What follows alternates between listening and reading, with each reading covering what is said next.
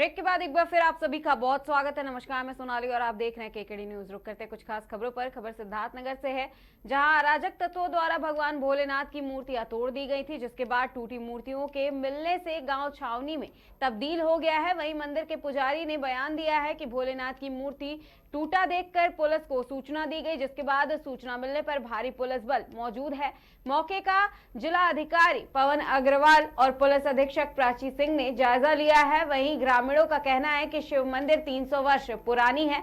इस मामले में पुलिस अधीक्षक प्राची सिंह ने कहा है कि दोषियों के ऊपर कार्रवाई की जाएगी। थाना क्षेत्र खेसरहा के गेंगटा गांव के मंदिर का मामला बताया जा रहा है।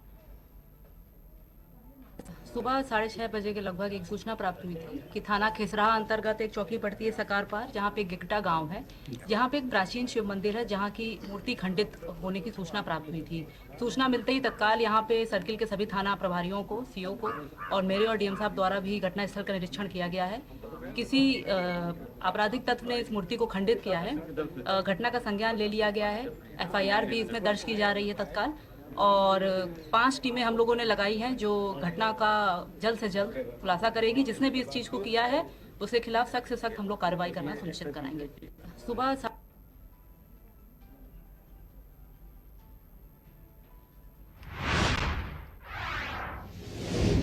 खबर मध्य प्रदेश के सतना से है, जहां आज मुख्यमंत्री मोहन यादव सतना पहुंचे हैं, जहां उन्होंने भाजपा से लोकसभा प्रत्याशी गणेश सिंह के पक्ष में जनसभा को संबोधित भी किया है। इस दौरान उन्होंने कहा कि नरेंद्र मोदी जी की गाड़ी का मैं कंडक्टर हूं और ये जो सुपर एक्सप्रेस के साथ चल रही है, और जब से मोदी जी की सरकार बनी है तब से लगता है कि भारत का स्वर्णिम समय प्राप्त हुआ है। उन्होंने कहा कि 56 इंच वाले की सरकार है। वहीं उन्होंने विपक्ष को भी निशाना बनाया है और कहा कि हमारे बॉर्डर पर पाकिस्तान की सीमाओं पर 2013 में हमारे सैनिक के सिर काट के दुश्मन ले जाते थे और पाकिस्तान के सैनिक हमारे जवानों के सिर से फुटबॉल खेलते थे और लाचार कांग्रेस की सरकार कुछ नहीं कर पाती थी, इसलिए इस पर धिक्कार भी है। अब हमारी सरकार 56 इंच वाले सीने की सरकार है, नरेंद्र मोदी की सरकार है। अब पाकिस्तान के बाप की हिम्मत भी नहीं है कि झांक के देख ले अपने सैनिकों की तरफ।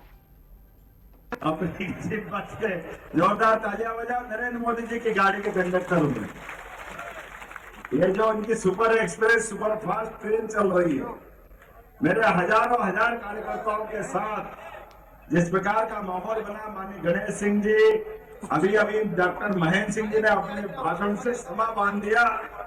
जब से मोदी जी की सरकार बनी, लगता है कि भारत का अपना कोई स्वर्णिम समय प्रारंभ हुआ है। 56 इंच वाले की सरकार, और एक नहीं अनेक प्रमाण जब लगता है कि भारत की सरकार है। हमारी बॉर्डर पर पाकिस्तान की सीमाओं का पुराना समय देखो 2013 तक का, तो हमारे सैनिकों के सिर काट के ले जाते थे दुश्मन। पाकिस्तान के सैनिक हमारे जवानों के सिर से फुटबॉल खेलते थे और लाचार कांग्रेस की सरकार, धिक्कार है इसी सरकार को, जो टुकुर टुकुर देखती रहती थी लेकिन जवानों के अपमान का बदला नहीं लेती थी। मुझे गर्व है, हाँ हमारी सरकार 56 इंच वाले सीने की सरकार है, नरेंद्र मोदी की सरकार है। अब पाकिस्तान के बाप की हिम्मत नहीं है कि वह झांक के देख ले अपने सैनिकों की तरफ। आज MLA इरफान की किस्मत का फैसला होना था, जिसके लिए महाराजगंज जेल से कानपुर कोर्ट पहुंचे इरफान सोलंकी। आगजनी मामले में अगर 2 साल से अधिक हुई है सजा तो चली जाएगी। इरफान सोलंकी की विधायकी कोर्ट के बाहर भारी पुलिस बल तैनात है। महिला के प्लॉट में आगजनी मामले में इरफान सोलंकी का फैसला टला है। अब 6 अप्रैल को सुनवाई होगी।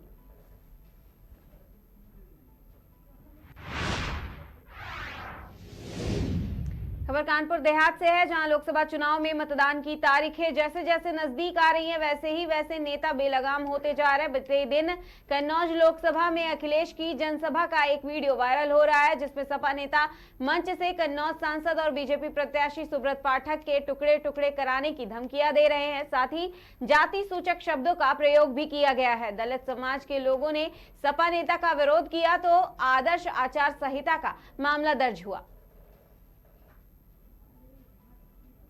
कल समाजवादी पार्टी की रैली थी कन्नौज में, वहां पर समाजवादी पार्टी के मुखिया अखिलेश यादव जी भी मौजूद थे और उनकी मौजूदगी में समाजवादी पार्टी के नेता मनोज दीक्षित जी जिस तरह से एक निर्वाचित सांसद को जान से मारने और टुकड़े टुकड़े करने की बात कह रहे हैं और उसमें भी गारंटी लगा रहे हैं, जिस समाज का सम्मान हमारे आदरणीय प्रधानमंत्री मोदी जी इतना सम्मान करते हैं, उनको जात सूचक शब्दों से उनको बयां करके उनको अपमानित कर रहे हैं।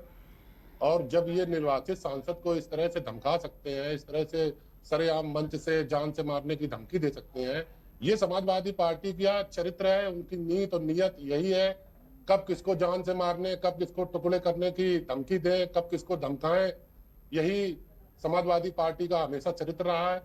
मैं सारे समाज की तरफ से, हम भी चूंकि अनुसूचित समाज से हैं, हमारे समाज को अपमानित करने का जो काम किया गया है उसके लिए मैं शासन और प्रशासन से मांग करता हूं कि इनके खिलाफ सख्त से सख्त कार्रवाई की जाए। चुनावी आचार संहिता में जात सूचक शब्दों को बयां करना, ये हमारी शासन प्रशासन से मांग है कि इस पर कड़ी से कड़ी कार्रवाई की जाए। कल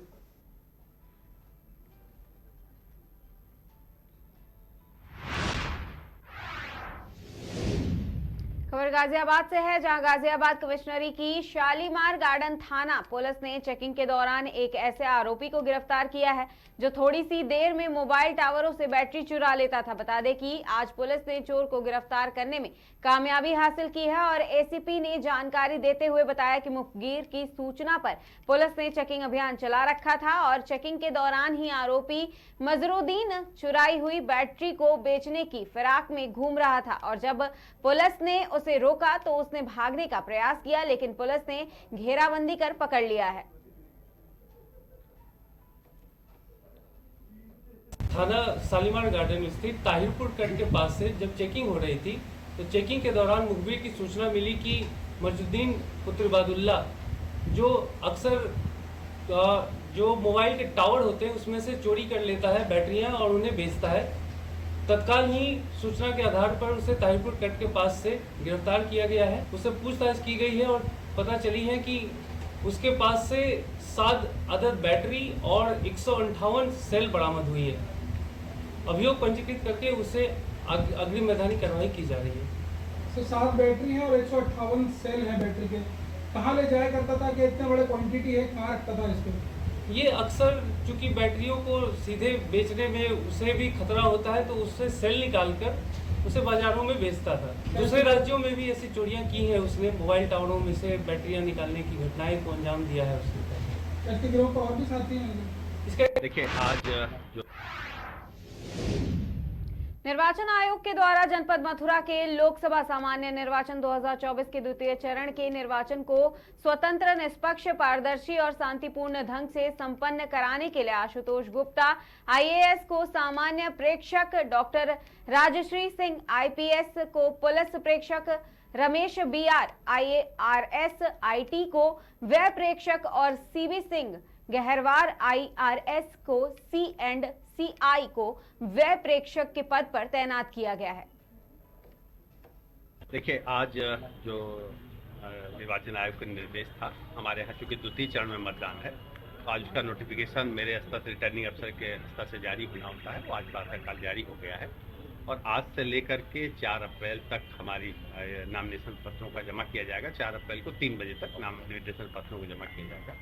5 अप्रैल को 11 बजे से उसकी स्क्रूटनी होगी और स्क्रूटनी समाप्त होने तक वो प्रक्रिया चलती रहेगी।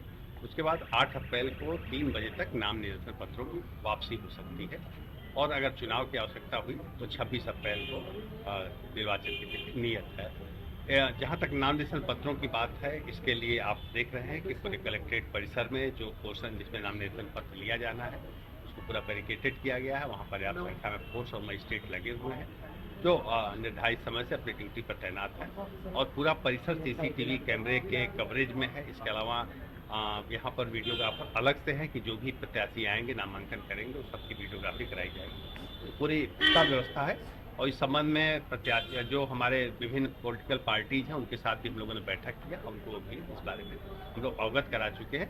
मॉडल कोड ऑफ कंडक्ट का सभी लोग अनुपालन करें, इसके बारे में भी अवगत कराया जा चुका और हमारे यहाँ हमारे जनपद में अभी तक मॉडल कोड ऑफ कंडक्ट से रिलेटेड कोई शिकायत। ये मामला थाना सुरसा